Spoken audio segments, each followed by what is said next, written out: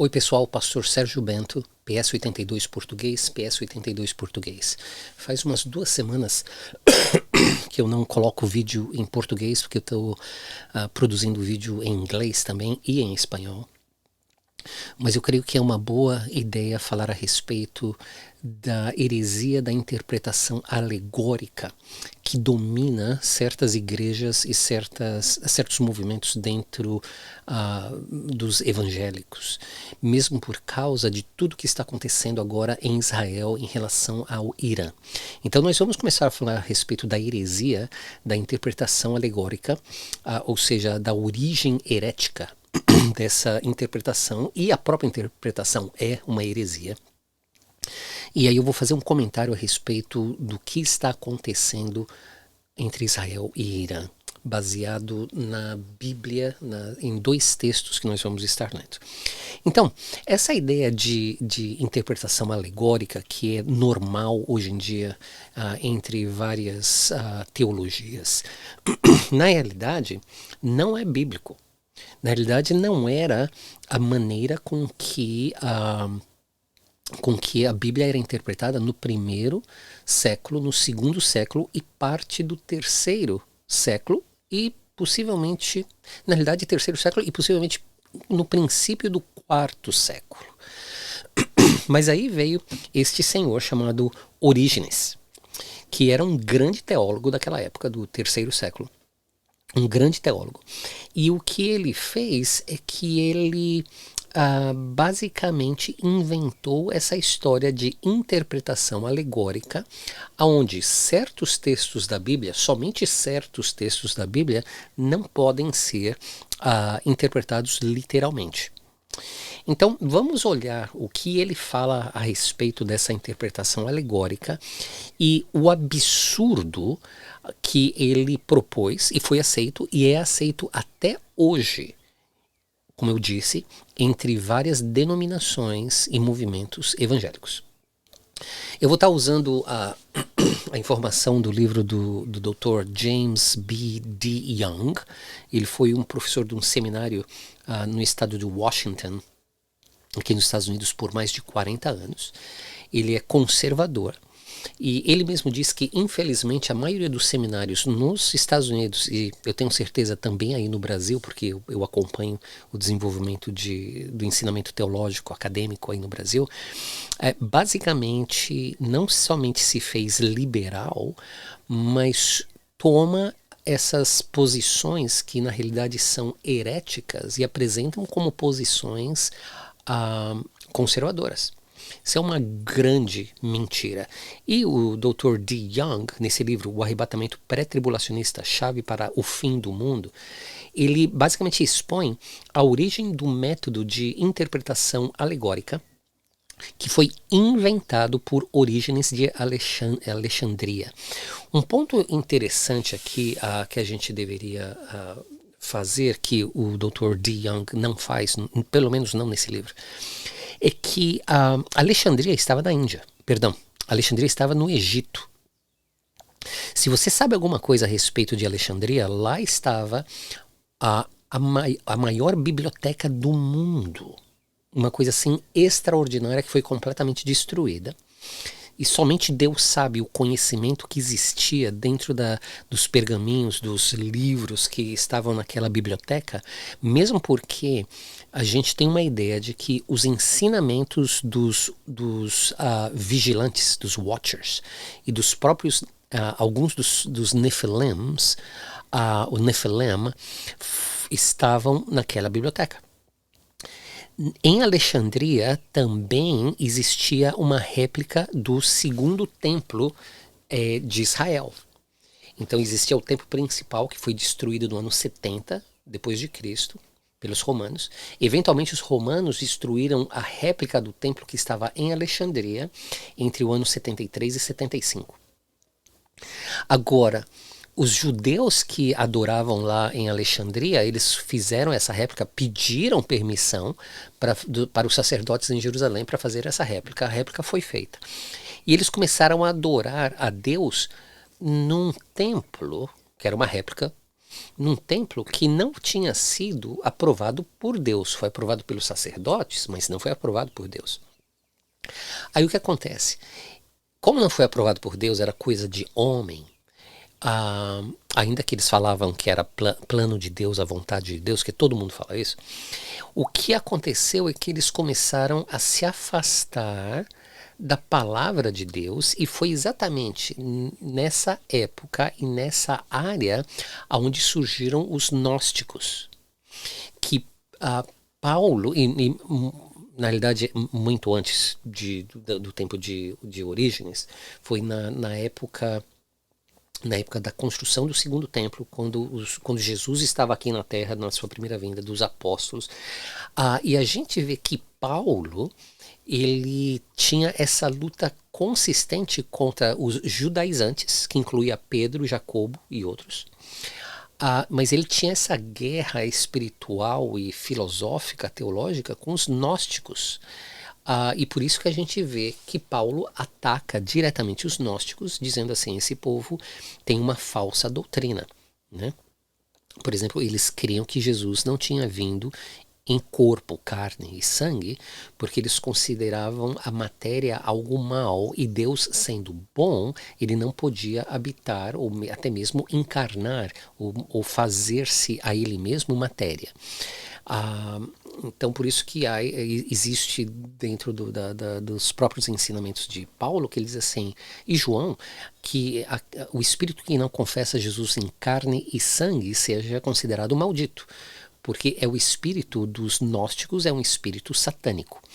E Orígenes de Alexandria veio dessa escola.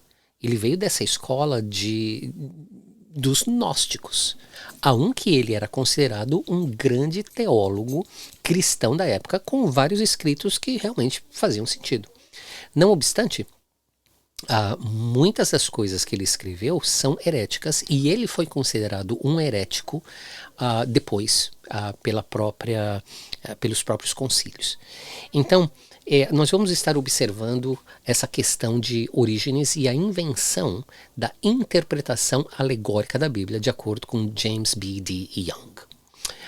Então, o que acontece é o seguinte: Orígenes foi um pioneiro na interpretação alegórica, ou seja, um dos primeiros, se não o primeiro, a propor essa interpretação da Bíblia. A abordagem, que é uma abordagem não literal do texto. Ele descobriu um texto no próprio Antigo Testamento onde ele alegorizou as palavras, significando que elas permitiam o uso da alegoria grega para interpretar toda a Bíblia. Essa justificativa da alegoria veio a ser chamada de a Bela Cativa de Orígenes. A Bela Cativa de Orígenes. Então, vamos dar uma olhadinha no texto. Qual é o texto que Orígenes usou para ser a base da formação da interpretação alegórica?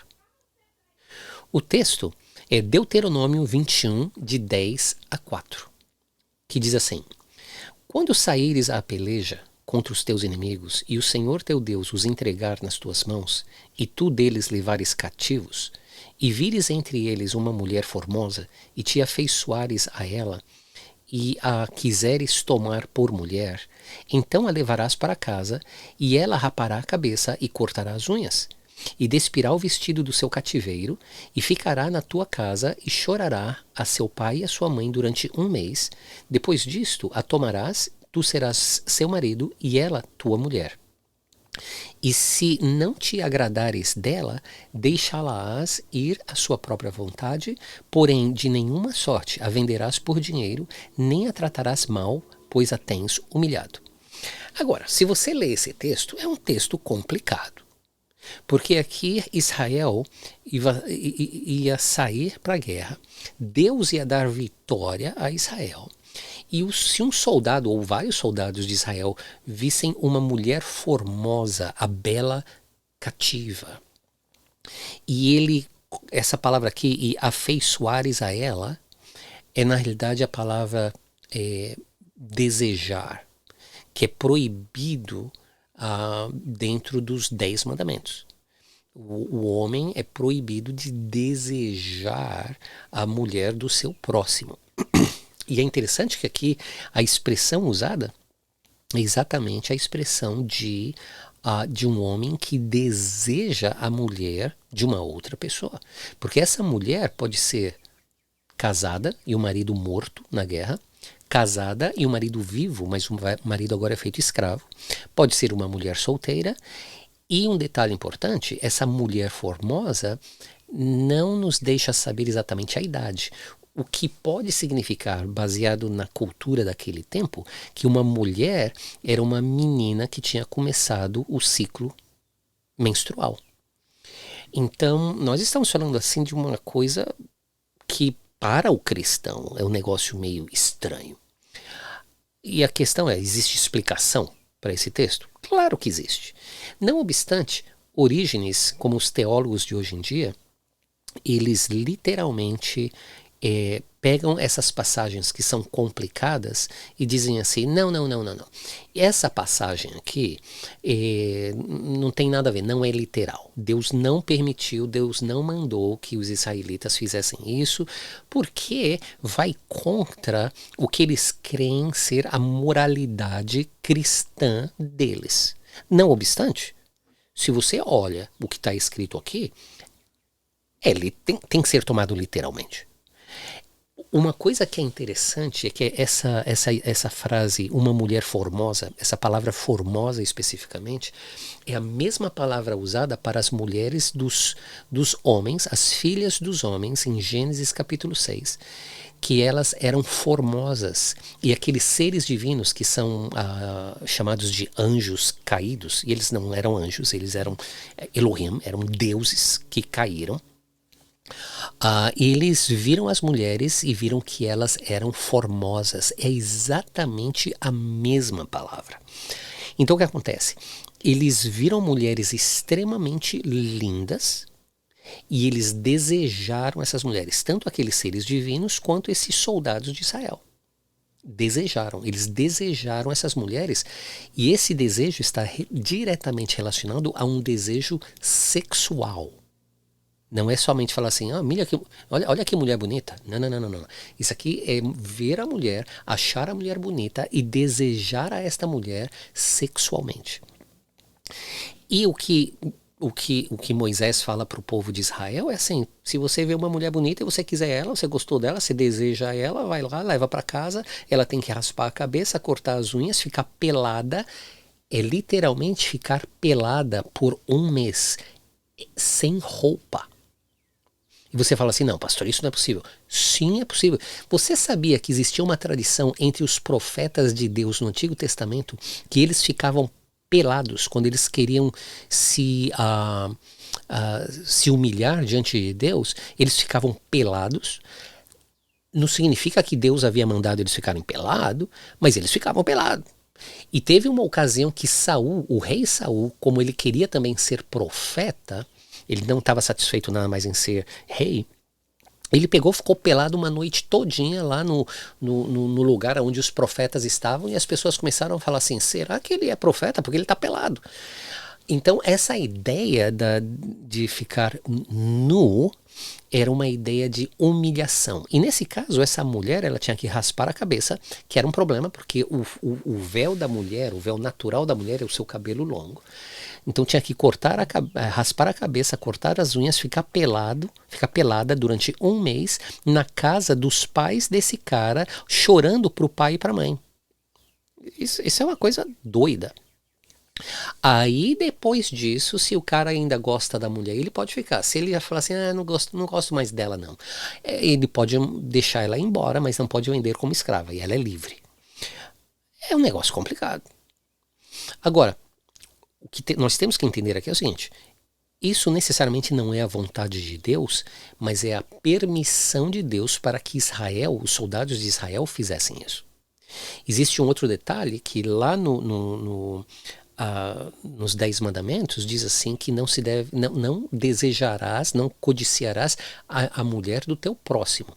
O próximo ali é outro israelita. Esses inimigos do povo de Israel não são israelitas, portanto, dentro desta fase da progressão da revelação divina, eles não eram considerados os próximos, os vizinhos, aquela pessoa que deveria ter o mesmo tratamento que um judeu deveria ter. Agora, você pode gostar disso ou não, mas essa é a verdade. Agora, novamente, isso não significa que era a vontade de Deus. Mesmo porque este homem que viu a mulher formosa, se você continua lendo Deuteronômio, você vai ver que esses homens tinham 1, 2, 3, 4, 10 mulheres. Eles tinham quantas mulheres eles podiam suportar financeiramente. Então, a gente vê que existem coisas na Bíblia que necessariamente não são vontade de Deus, mas como é dito no próprio Novo Testamento, Deus permitiu por causa da dureza do coração dos homens. Mas existe consequência. Existe consequência.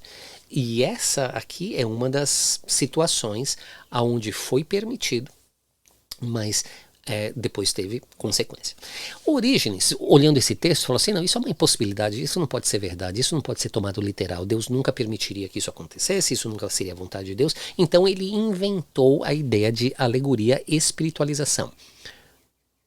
Aí então os argumentos de Orígenes é este.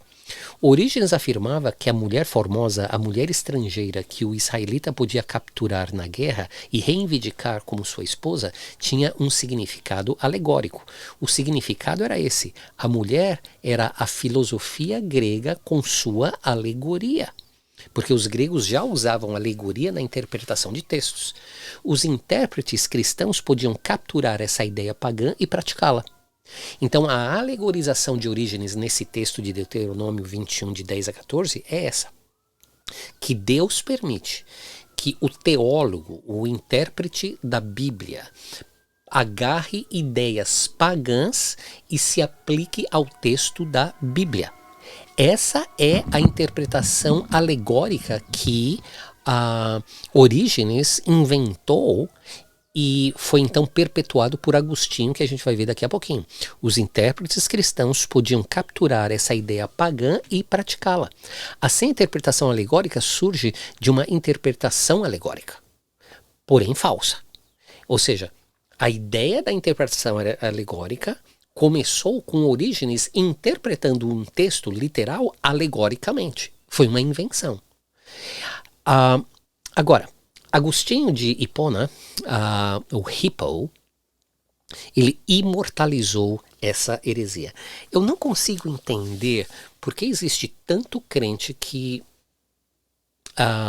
quase que adora Agostinho. Quase que adora Agostinho. Ele nunca deixou de ser católico.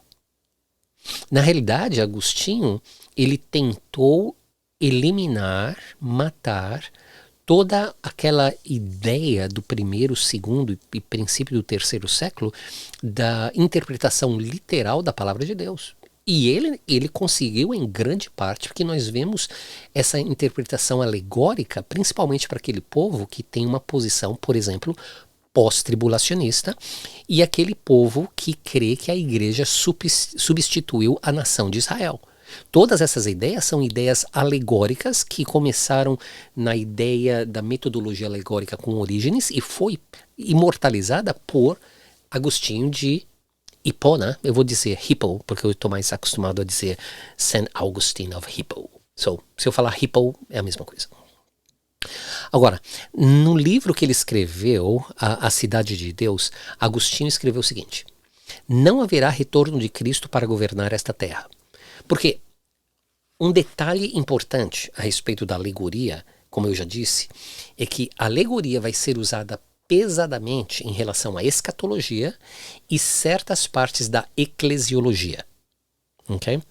Então, uma das coisas que eles vão falar é que todas essas profecias, esses textos a respeito do fim do tempo, dos últimos dias e do dia do Senhor, são todos textos alegóricos que já passaram ou nós estamos vivendo alegoricamente através da história da igreja. Mesmo porque, como eles creem que a igreja substituiu a Israel, a igreja é o reino de Deus já estabelecido neste mundo. Okay? Ainda que Jesus não está aqui, mas eles vão falar assim, mas Jesus vive no nosso coração, portanto Jesus está aqui. Então eles não creem que Jesus vai retornar para governar no milênio esta terra. Seu governo milenar é um governo espiritual no coração e na vida de cada cristão. A igreja é agora o reino visível de Deus na terra. Não haverá cumprimento literal das promessas a Israel. Porque para eles Israel já é irrelevante. Deus não se importa mais com Israel. Pois a igreja tomou o lugar de Israel. Não há ou não haverá arrebatamento. Muitos dizem ser pós-tribulacionistas, mas se você olhar a doutrina pós-tribulacionista, é uma aberração. É uma aberração. Então o que eles fazem? Eles não creem no arrebatamento pré-tribulacionista, exceto por ser uma parte quase que imperceptível da segunda vinda de Cristo. É assim, Cristo está voltando, está se preparando para voltar, tem um arrebatamento, os cristãos sobem e já descem com Cristo. Para ter essa interpretação, existe a necessidade de que todos os textos proféticos a respeito do fim do tempo, dos últimos dias e do dia do Senhor, todos os textos sejam interpretados alegoricamente. Ok? Aí, o que eles dizem, e Agostinho diz no livro dele, A Cidade de Deus, é que Cristo finalmente virá apenas para estabelecer os novos céus e a nova terra. Então, para eles não existe nenhum reinado de Cristo sobre essa terra. Nossa ideia do arrebatamento antes da grande tribulação, de uma tribulação de fato de 7 anos, do retorno à parousia de Cristo que vence o anticristo e estabelece seu reino, que é o reino milenar, e aí, então no final das contas existe o julgamento do trono branco de Deus. Tudo isso é completamente alegórico, com algumas exceções aqui e ali, pero quase 100% é alegórico. Isso é uma loucura, loucura. E eu já mostrei, eu tenho provado vídeo tras vídeo de como essa interpretação alegórica da Bíblia é uma heresia. Como que esses teólogos, pastores que têm essa posição reformada, como eles ou estão mentindo para você, ou eles mesmos eles são desinformados, e a razão por que eles são desinformados é porque eles não são sinceros com eles mesmos. Por favor, faça uma pesquisa histórica do desenvolvimento da interpretação da palavra de Deus. Existem livros, eu não sei aí no Brasil, em português, mas em inglês tem. Agora, não me diz que você é um experto em grego e hebraico e você não tem a capacidade de ler inglês e interpretar um livro de uma língua moderna, mas você se diz ser autoridade completa em línguas que já nem se fala hoje em dia. E isso é uma loucura. É uma loucura. Então você começa a ver que tem muita gente te enganando. Então se você fala que você é um experto em grego e hebraico, aramaico, persa, porque a Bíblia tem alguns textos, algumas frases em persa também, eu espero que você pegue, aprenda o inglês, estude o inglês, o alemão, até mesmo o latim, e aí você vai ter acesso a coisas que em português você não tem. Você não tem. Entende? Então, construir uma doutrina vomitando o que Calvino e Lutero falaram é uma maneira muito pobre de desenvolver uma doutrina cristã. Agora, quem mais abraçou essa doutrina? Os católicos romanos. Porque se você olhar os reformadores, Lutero, Calvino, entre outros, eles não tocaram certas partes da Igreja Católica. Por exemplo, a questão alegórica da interpretação de textos escatológicos, porque eles seguiram Agostinho. Agostinho é um santo da Igreja Católica. Eu não sei como o cristão evangélico segue os ensinamentos de Agostinho. Tem coisa boa? Lógico que tem coisa boa. Mas é tudo bom? Não. Um outro detalhe que os reformadores não mudaram na sua reforma, começando lá em 1517, mais ou menos, eles não mudaram a ideia que a Igreja Católica tinha e tem até hoje de que a Igreja substituiu a Israel. É por isso que na Segunda Guerra Mundial os católicos estavam de braços dados com os nazistas. E não somente os católicos, muitos reformados da Europa estavam de braços dados com os nazistas. Isso é fato histórico. Só não sabe quem não lê. Então o que acontece? É uma aberração você se chamar cristão e você ter esta posição que é católica e herética. Então, como os reformadores não mudaram o ensinamento dos católicos, eles abraçaram o ensinamento dos católicos, que era essa interpretação alegórica da palavra de Deus. E quem mais? Os reformados de hoje em dia. Batista reformado, presbiteriano reformado, luterano, episcopal, todo esse povo, eles vão agarrar textos, inclusive textos do Novo Testamento, por exemplo. A questão da alegoria é tão forte que você pega metodista, episcopal, certos presbiterianos e até mesmo batistas, e eles vão interpretar Romanos capítulo 1, onde fala do problema do homossexualismo, mulher dormir com mulher, homem dormir com homem, e eles vão falar assim, isso não é literal. Deus não está falando aqui dos homossexuais que nasceram homossexuais, porque se você não nasceu homossexual e se fez homossexual, isso é pecado, mas se você nasceu homossexual, você não tem problema com Deus e Deus não tem problema com você. Isso é uma interpretação alegórica de Romanos capítulo 1. Então, o que acontece? Essa ideia alegórica que nós temos visto por séculos é maligno.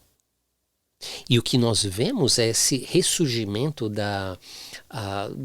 dos reformados, por exemplo, aí no Brasil, aqui nos Estados Unidos até um certo ponto, mas o povo não está sendo chamado necessariamente a olhar as coisas como o anjo disse para Daniel. Daniel, lá no fim, as pessoas, o conhecimento das pessoas vai aumentar.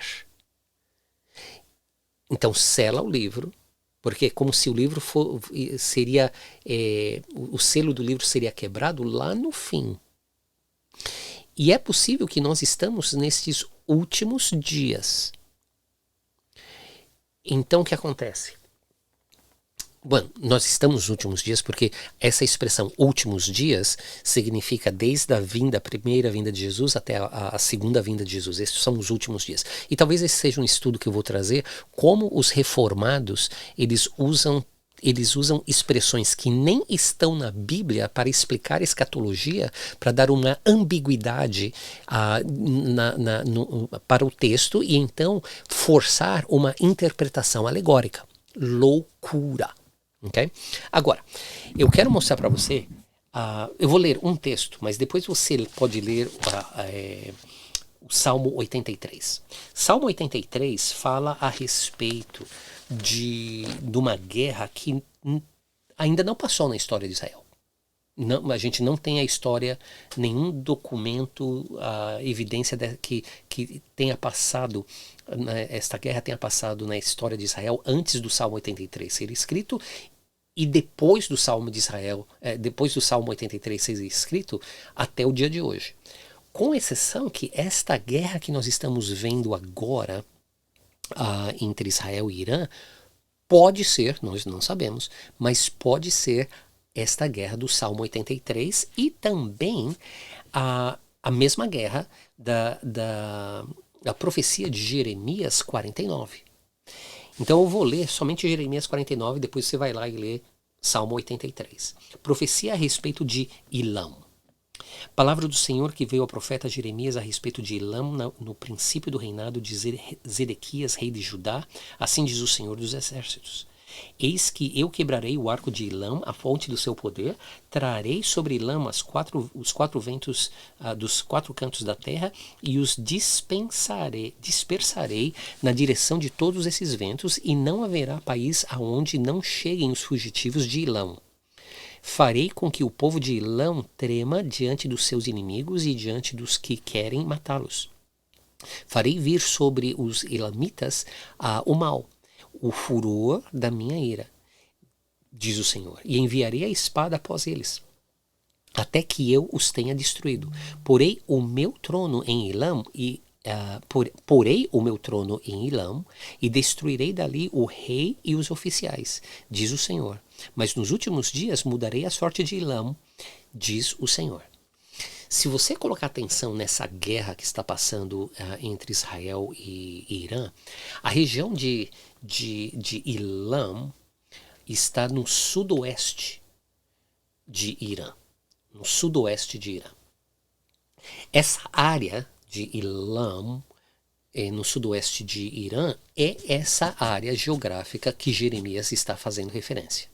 E é exatamente onde está a grandiosíssima maioria de toda a atividade de desenvolvimento de armas nucleares do Irã. É exatamente a área que Israel está atacando. Que Israel tem, até um certo ponto, controle sobre o espaço aéreo. Ele não tem controle sobre o espaço aéreo de todo o Irã, mas ele tem controle do espaço aéreo onde todas essas armas, o urânio estava sendo enriquecido, as armas estavam sendo produzidas. Agora tem um detalhe muito importante. Tem esse lugar chamado, se eu não estou enganado, em Ilam, em Irã, que é chamado Fordom, que é um laboratório de enriquecimento de urânio que o Brasil forneceu ao Irã. O enriquecimento de urânio que está a mais de 200 metros debaixo da terra. O único país que tem a bomba para jogar do céu, entrar na terra e destruir este laboratório, essa fábrica de arma nuclear, são os Estados Unidos. Então o que acontece? Israel não vai conseguir vencer essa guerra sozinho, ainda que Israel está lutando contra Irã. Mas Israel está lutando contra Irã com a ajuda dos Estados Unidos, a gente já sabe disso. Agora, os Estados Unidos vai atacar o Irã. Pode ser hoje, pode ser amanhã. Não creio que vai ser muitos outros dias, não.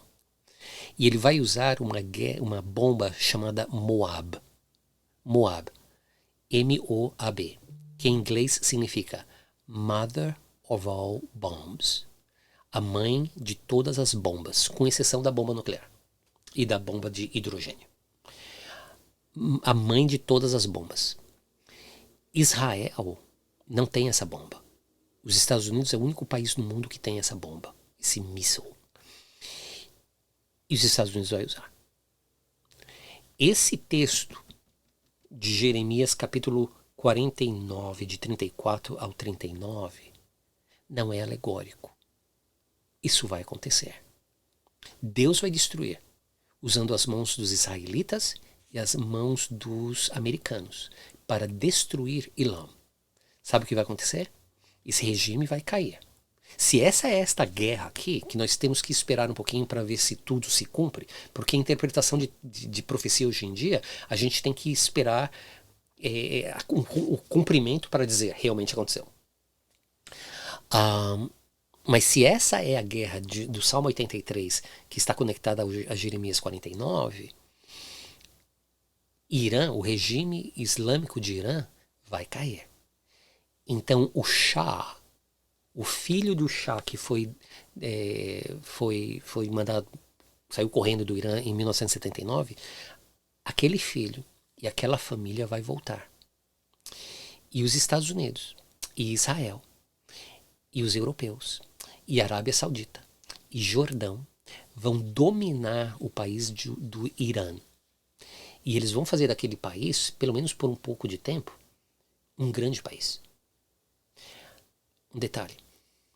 Se essa guerra de Israel e Irã, que está acontecendo agora, em junho de 2025, é a guerra do Salmo 83 e de Jeremias 49, isso significa que a próxima grande guerra é a guerra de Gog e Magog. Isso pode significar, sem dar muitos detalhes aqui, que o arrebatamento está às portas. Porque a guerra de Gog e Magog acontece durante a grande tribulação e não muito depois da guerra do Salmo 83 e de Jeremias 49. Igreja, se você tem ouvido para ouvir, ouça o que o Espírito fala às igrejas, ao cristão. O arrebatamento da igreja está a ponto de acontecer e a grande tribulação virá em seguida. Eu espero que você tenha ouvidos para ouvir, um coração aberto. Estude a Bíblia sem filtros, como eu faço. E aí então, você vai chegar às conclusões que eu cheguei. Que realmente o arrebatamento pré-tribulacionista é a verdadeira doutrina. Pós-tribulacionismo é falso. O arrebatamento antes da ira, ou seja, no meio da grande tribulação, também é falso. Prepara-te, igreja. Santifica-te, igreja. Porque o fim do mundo, como o mundo é conhecido, está às portas. Deus te abençoe. Amém.